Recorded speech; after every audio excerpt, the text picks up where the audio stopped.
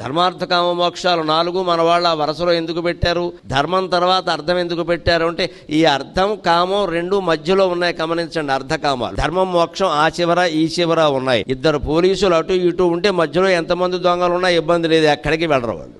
ఈ అర్థకామాలు దొంగలు లాంటివి, ధర్మమోక్షాలు రక్షక భటులు లాంటివి. అయితే అర్థం పెరుగుతుంది అంటే ధర్మంతో దాన్ని మొట్టికాయ వెయ్యాలి. అలాగే కోరిక ఉంది, ఆ కోరిక మోక్ష మార్గంలో సాగితే అది నిజంగా మంచి చేస్తుంది మనకి. అంతేగాని భౌతికమైన భోగాలనే మనం అనుసరించదలుచుకుంటే చెడిపోతాం. అర్థకామాలకి అగ్రతాంబూలం ఇచ్చి నాకు డబ్బు ముఖ్యం, నా కోరికలు తీరడం ముఖ్యం, ఎవరేమనుకున్నా మంచిదే, ఉన్నది ఒక్కటే జీవితం, ఇంత మూర్ఖపు ఆలోచన ఇంకోట్లేదు. ఎందుకంటే వీడు చెడిపోవడం కాకుండా లోకాన్ని కూడా జరగొడతాడు. అర్థకామాలకి లొంగిపోయినప్పుడు ధర్మం మోక్షం దాని మీద యుద్ధం చేయక తప్పదు.